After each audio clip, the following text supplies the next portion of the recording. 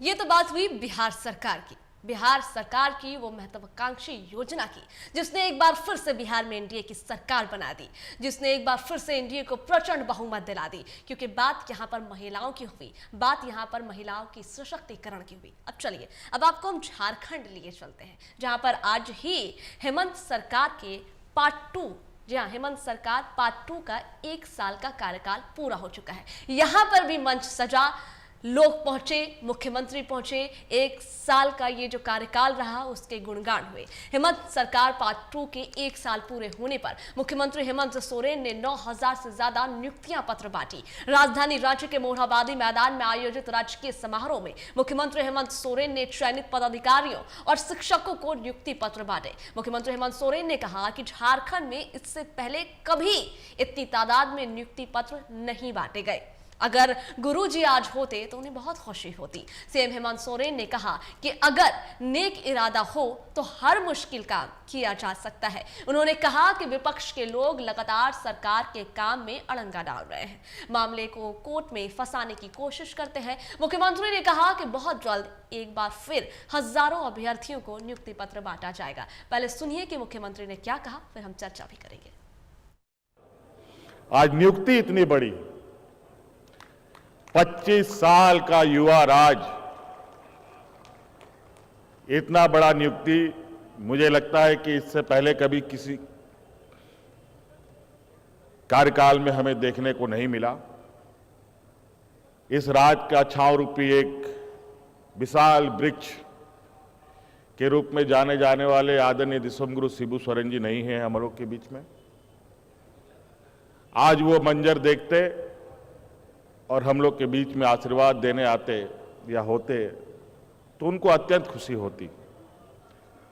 और कहते हैं ना, तो अगर नेक इरादा हो तो हर कठिनाई, हर मुश्किल, चाहे कितना बड़ा ही तूफान क्यों ना हो, आप उस तूफान को निश्चित रूप से पार कर सकते हैं। नियुक्ति को लेकर 50 सवाल उठाते हैं। अभी भी सीजीएल की परीक्षा होकर पड़ी हुई है,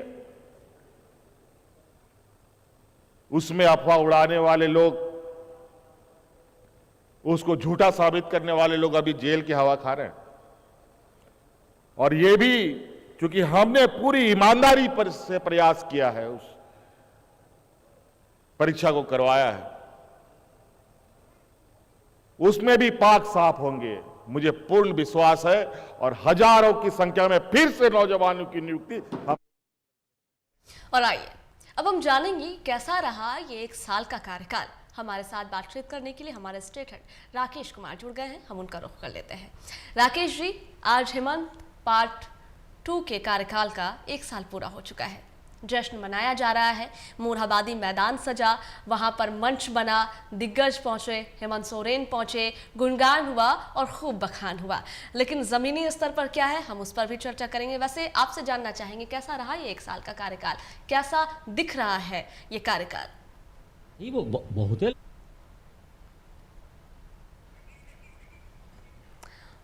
तो आज हेमंत पार्ट 2 कार्यकाल का 1 साल पूरा हो चुका है। राजधानी के मोरहाबादी मैदान में भव्य राजकीय समारोह संपन्न हुआ, कार्यक्रम हुए, नियुक्तियां पत्र बांटी गई और सीएम हेमंत सोरेन ने 10,000 युवाओं को नियुक्तियों का पत्र सौंपा। जहां पर इसके साथ ही गरीबों में भी आपको बताते चलें कि लगभग 8,000 सहायक शिक्षकों को सौंपे गए नियुक्ति पत्र। जेपीएससी में चयनित अभ्यर्थियों को भी सौंपा गया नियुक्ति पत्र। और हेमंत सोरेन ने इस दौरान जहां अपनी सरकार का बखान किया, जहां पर अपने कार्यों को गिनवाया, तो वहीं पर विपक्ष पर निशाना भी साधा। उन्होंने कहा कि किसी भी सरकार में इतनी नियुक्तियां पत्र नहीं बांटी गई जितना इस सरकार में बांटे जा रहे हैं। राजधानी के मोरहाबादी मैदान में यह कार्यक्रम हुआ, जहां पर नेताओं के साथ युवा भी पहुंचे अपनी नियुक्ति पत्र लेने के लिए। जहां सीएम हेमंत सोरेन ने 10,000 युवाओं को नियुक्ति पत्र सौंपा, लगभग 8,000 सहायक शिक्षकों को नियुक्ति पत्र सौंपा। सभी में गजब का जोश, गजब का उत्साह दिखा। सीएम हेमंत भी काफी उत्साहित नजर आए, जहां पर उन्होंने अपने सेकंड कार्यकाल पार्ट 2 हेमंत सरकार पार्ट 2 के कार्यकाल का 1 साल पूरा किया और उन्होंने इसे काफी जो है सफलतापूर्वक बताया। उन्होंने कहा कि सफलतापूर्वक उनका ये 1 साल रहा और इसके साथ ही उन्होंने ये भी कहा कि विपक्ष लगातार उनके काम में अड़ंगा डालती है, विपक्ष लगातार विकास के कार्यों को रोकना चाहती है, उन्हें फंसाने की कोशिश करती है। मुख्यमंत्री ने कहा कि बहुत जल्द एक बार फिर हजारों अभ्यर्थियों को नियुक्ति पत्र बांटा जाएगा। तो लगातार नियुक्तियों की सौगात सीएम हेमंत दे रहे हैं और आज भी उन्होंने अपने दूसरे कार्यकाल का 1 साल पूरा होने पर नियुक्तियां पत्र बांटी।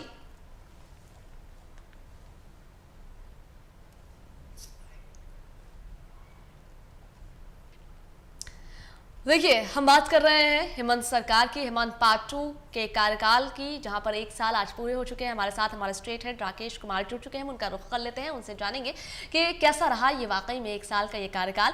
राकेश जी, आज हमने देखा है किस तरीके से मोरहाबादी मैदान सजा, वहां पर मंच बना, हेमंत सोरेन पहुंचे, उनकी फौज पहुंची, यानी कि उनके नेता, उनके मंत्री पहुंचे और उन्होंने अपने हेमंत पार्ट 2 के कार्यकाल के 1 साल को बेमिसाल बताते हुए उसका बखान किया, नियुक्तियां पत्र बांटे। तो कैसा रहा हेमंत पार्ट 2 का ये कार्यकाल 1 साल का?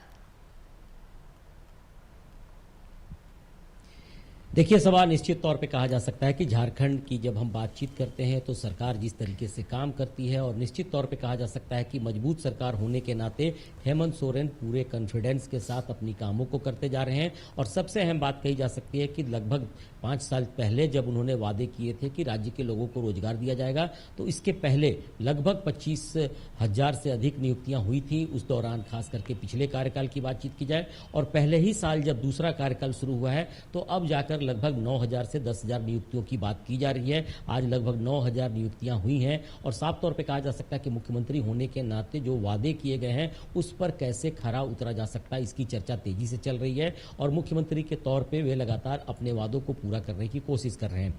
जिस तरीके का कार्यकाल 1 साल की अगर चर्चा की जाए तो साफ तौर पे दिखाई पड़ता है कि कई अड़चने, कई चुनौतियां देखने को मिली हैं, जहां विपक्षी पार्टी की तरफ से लगातार कई तरह के दबाव मिले हैं, कई बार उनको घेरने की कोशिश की गई है।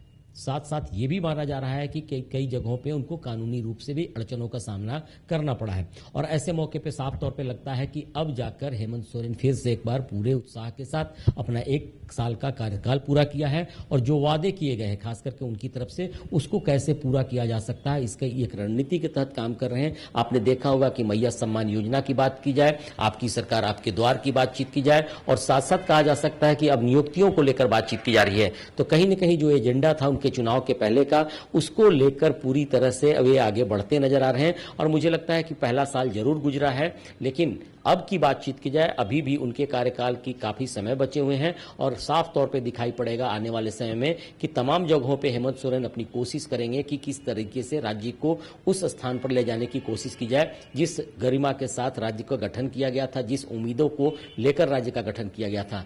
तो साफ तौर पर यह भी देखा जाएगा आने वाले समय में कि किस तरीके से जब उनकी मजबूत सरकार है, अपने सहयोगी पार्टियों के साथ कैसे तालमेल हो सकता है, क्योंकि हाल के दिनों में कुछ अड़चनें आई थी जिसका उन्होंने निपटारा करने की बात कही है। और साफ ये भी कहा जा रहा है कि आने वाले समय में सारी चीजों को दुरुस्त करके एक मजबूत सरकार के तौर पे राज्य में स्थापित करने की कोशिश की जाएगी। तो ये सारी चुनौतियां तो जरूर 1 साल के दौरान देखने को मिली है, लेकिन फिलहाल की बातचीत की जाए तो आज का दिन काफी अहम रहा है राज्य के युवाओं के लिए, राज्य के लोगों के लिए। और फिलहाल कहा जा सकता है कि आने वाले समय में हेमंत सोरेन सरकार के साथ मिलकर तेजी से आगे बढ़ने की कोशिश करेंगे। जी, आज जो हेमंत सोरेन ने ये बात कही कि इतनी नियुक्तियां पत्र किसी सरकार में नहीं बांटी गई। उन्होंने अपने इस सरकार के, उन्होंने अपने इस कार्यकाल के खूब बखान किए और सीधा उन्होंने नियुक्ति पत्र की बात की, यानी कि युवाओं को ही साधा। और आज युवा उनके इस कार्यक्रम में काफी ज्यादा नजर आए। तो कितनी नियुक्तियां पत्र हेमंत सोरेन बांट चुके हैं अपने दोनों कार्यकाल में? एक तो कार्यकाल उनका चला गया, दूसरा पार्ट 2 चल रहा है, उसका 1 साल आज पूरा हुआ है।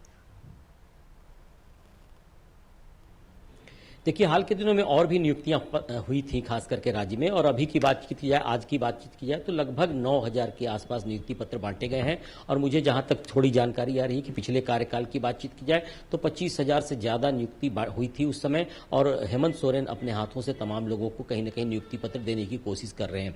अभी की बातचीत की जाए तो उनका जो लक्ष्य है काफी बड़ा है, राज्य में रोजगार को लेकर के, नियुक्ति को लेकर के, और खास करके कहा जा सकता है कि अर्थव्यवस्था को आगे कैसे बढ़ाया जा सकता है, इसको लेकर लेकर के।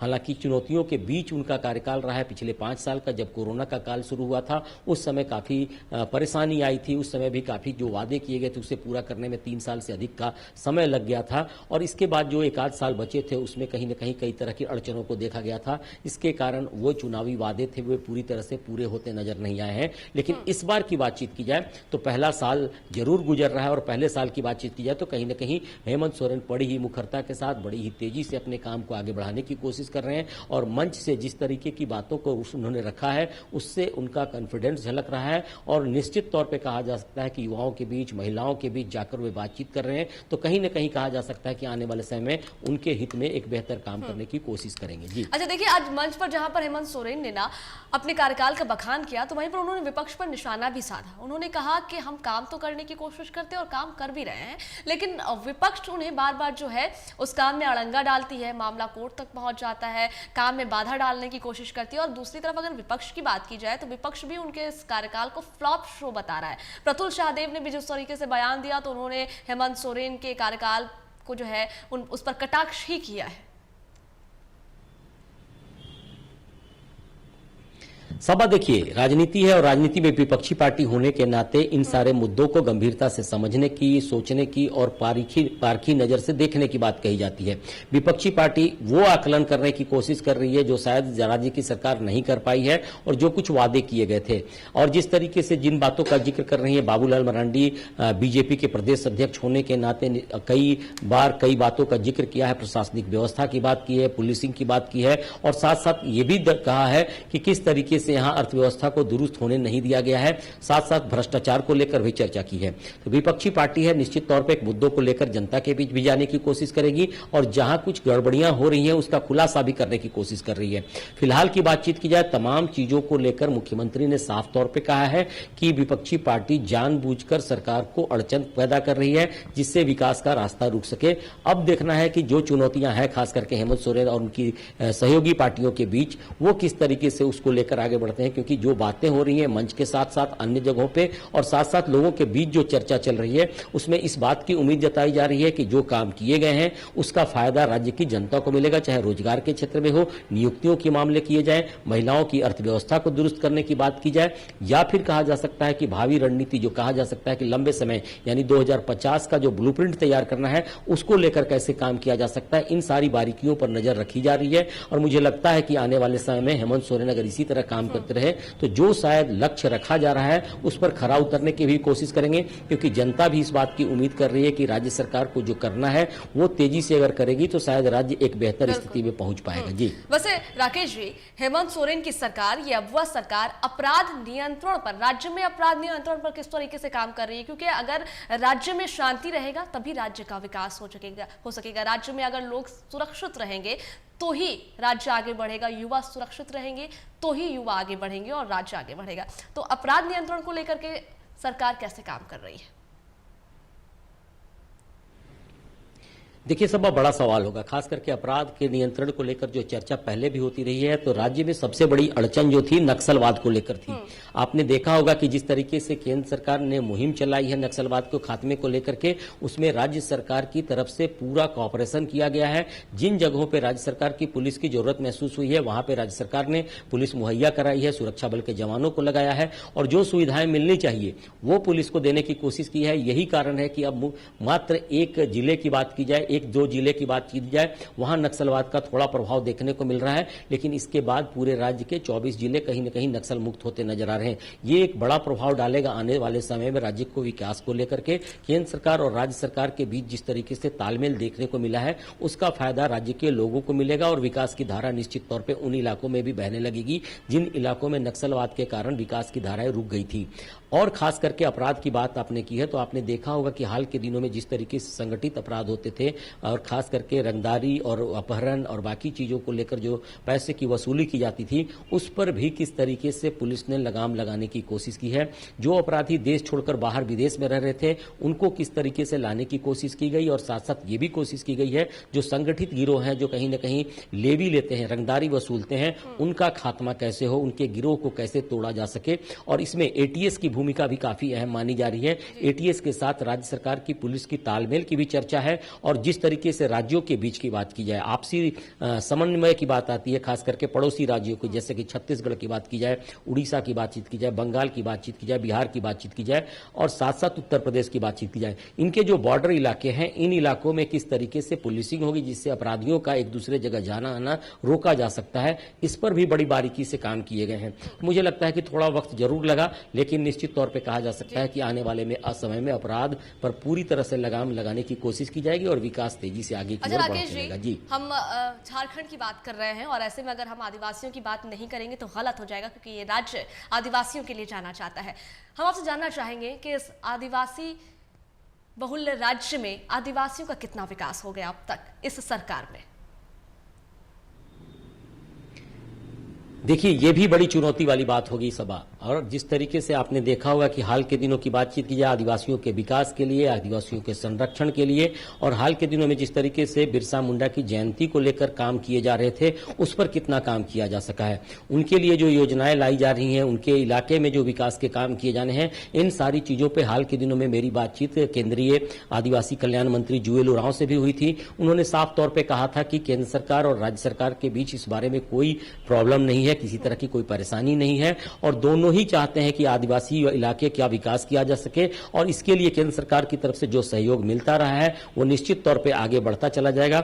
राज्य सरकार की बातचीत की जाए तो साफ तौर पे कहा जा सकता है कि आदिवासी मुख्यमंत्री होने के नाते तमाम बारीकियों को समझने की कोशिश जरूर कर रहे होंगे हेमंत सोरेन। कुछ अड़चनें नई आई हैं जिसको लेकर चर्चा तेजी से राज्य में जरूर दिखाई पड़ रही है। इसके बावजूद मुझे लगता है कि जिस तरीके से सरकार काम कर रही है, आदिवासियों के हक अधिकार, उनकी परंपरा, उनकी संस्कृति को एक साथ आगे बढ़ाने की कोशिश की जाएगी, जिससे कि राज्य में विकास भी हो सके और साथ साथ आदिवासियों का संरक्षण भी हो पाए। जी, बहुत शुक्रिया आपका हमारे साथ जुड़ने के लिए और पूरी जानकारियां साझा करने के लिए। देखिए, हम बात कर रहे थे दो महत्वपूर्ण खबरों पर, जहां पर एक तरफ बिहार में बिहार सरकार, नीतीश सरकार लगातार महिलाओं के उत्थान की बात कर रही है। हमने बात की महिलाओं को देने वाले 10,000 रुपए की, महिलाओं को सशक्त बनाने के लिए इस योजना का लाभ महिलाओं को दिया जा रहा है, ये राशि दी जा रही है महिलाओं को आत्मनिर्भर बनाने के लिए, और आज 10 लाख महिलाओं के खाते में 10-10 हजार रुपए खुद मुख्यमंत्री नीतीश कुमार ने डीबीटी के माध्यम से भेजी। वहीं दूसरी तरफ हमने बात झारखंड सरकार की भी की, जहां पर झारखंड सरकार यानी कि हेमंत सरकार पार्ट 2 के कार्यकाल का 1 साल आज पूरा हुआ। रांची के मोरहाबादी मैदान में कार्यक्रम हुआ, युवाओं को नियुक्तियां पत्र बांटे गए और सीएम हेमंत सोरेन ने अपने कार्यकाल का बखान किया। तो हमने इस पर भी चर्चा की कि हेमंत सरकार किस तरीके से काम कर रही है और राज्य में कितना विकास हो रहा है। खैर, अभी के लिए दीजिएगा इजाजत, नमस्कार।